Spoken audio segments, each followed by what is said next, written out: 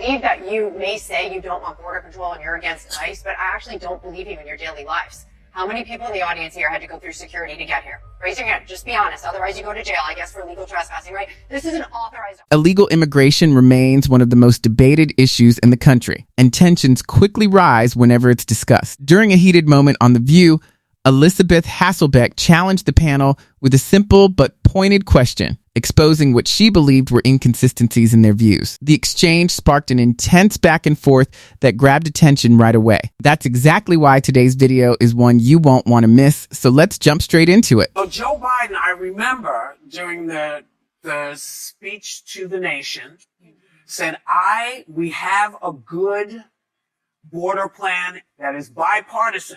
Yeah. It failed. No, it didn't fail.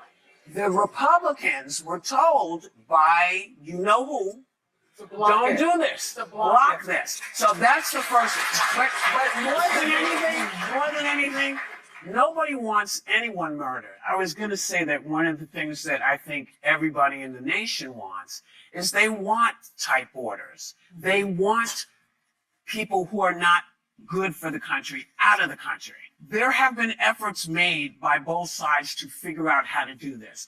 This is not the way to round people up the way that they do. And you're right. If somebody come at me with a mask on, run and talk about, hey, and didn't show me they were coming. Yeah, this is the party of masks. You guys force masks on everybody in the United States. Like, everyone here can see my face, and, I just can't. The impact of having a Republican voice on the panel, like Elisabeth Hasselbeck, instead of figures such as Alyssa Farah Griffin or Ana Navarro, felt noticeably different to some viewers. During the discussion on The View, critics argued that Whoopi Goldberg misunderstood Joe Biden's bipartisan approach to the southern border. They claimed the policy came after years of loose enforcement and was seen as an attempt to push the immigration issue out of the 2024 election spotlight. They also argued that even if legislation sounds strong on paper, it doesn't always produce effective results. According to that perspective, the proposal could still allow large numbers of people to enter the country daily through official ports of entry. Hasselbeck didn't stop there, adding even more fuel to the already intense debate. 0 illegals released into the U.S. for 10 months straight have not crossed, okay? That nearly 3 million aliens have left the United States, that we have the lowest murder rate in 125 years, that fentanyl trafficking is down 56% at the border, and daily encounters have gone down 96%. Hang on one second. We need a strong border, especially now with our current global situation. And I believe that you may say you don't want border control and you're against ICE, but I actually don't believe you in your daily lives. How many people in the audience here had to go through security to get here? Raise your hand. Just be honest. Otherwise, you go to jail, I guess, for illegal trespassing, right? This is an authorized audience. They had to go through security to get through the border, to get right here, to just hear us talk. We need strong borders more than ever right now. We are being infiltrated. But Elizabeth, can I give you on the border when Renee Good and Alex Preddy were murdered, and death is not a mistake. I agree. As were those killed by illegal immigrants. Let's not be dismissive about the fact. I'm not dismissive. I just said all their lives matter. That's really the core of the argument. These are two separate issues that don't have to conflict. A country can enforce its borders while also ensuring that citizens and migrants are treated safely and fairly. In theory, both goals can exist at the same time. Critics, however, argue that modern political debates, especially on the left, struggle to maintain that balance, often framing the issue in more ideological terms. They believe immigration enforcement should never result in harm or loss of life, but also stress that flaws in the system shouldn't lead to violence in the other direction either. At its simplest, the idea is about consistency and fairness, protecting people while upholding the law without letting political bias shape the outcome. I understand. I also believe that we have a God of borders. We have a nation of borders for good reason. I hate the fact that people are dying in this. My heart actually bleeds for this. It also bleeds for Laken Riley, Jocelyn Nungare, Rachel Moran, Matthew Dennis, Sarah Ruitt, Ivory Smith, all killed at the hands of illegal immigration. This needs a fix, but it needs a fix now. And let me tell you, this is practical. Yes, the how matters. Yes, it was done without a how during the Biden administration and Obama. Okay, here's the thing.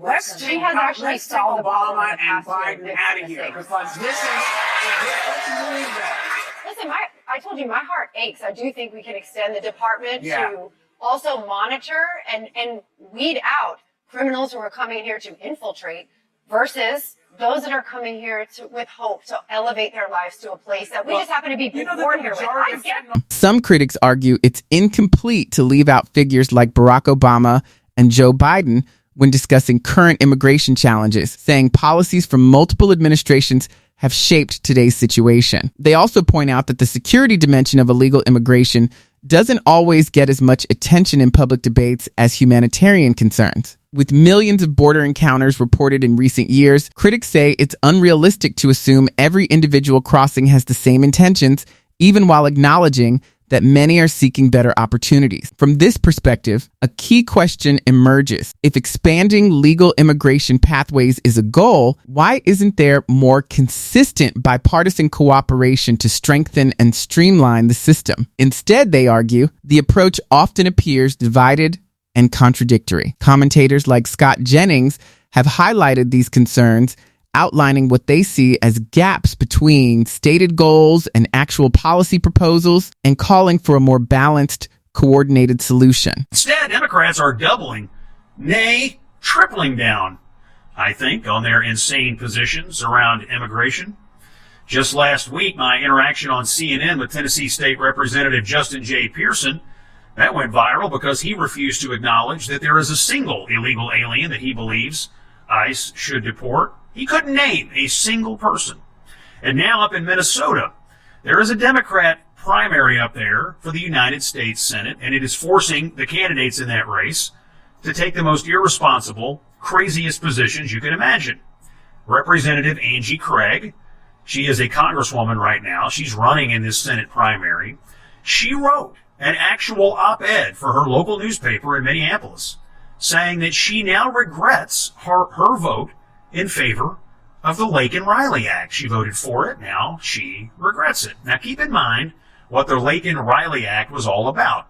It allowed for the detention of non-citizens without bail if they are charged with burglary, assaulting a police officer, or other crime. And what makes it more striking, critics say, is that this perspective is coming from someone considered a moderate Democrat. In their view, a policymaker shouldn't express regret for backing measures aimed at strengthening the safety of their own constituents. Issues that once had bipartisan backing now appear far more divided, showing how ideological the debate has become. At the same time, they emphasize that there is a real human cost on both sides, affecting American citizens as well as migrants. That's why proposals like those from Eric Adams are drawing attention, as he outlines budget plans for New York City aimed at addressing the challenges tied to immigration and public service. Amount for migrants is crazy. There should be $0 for illegal immigrants.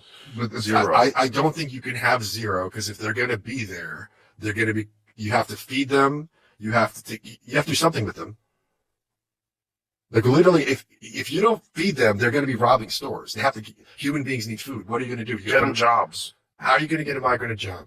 Get them a job in Guatemala. Wouldn't you rather give them food than a job? I don't want them taking American citizens' jobs. Well, the whole thing's a mess. So the whole thing's a mess. But the point is, you can't just throw them away. Right. That's the Unless problem. you're going to remove them from the country. Right. Unless you remove them, even if you want to put them in jail, that's not cheap. Right. That costs a lot of money.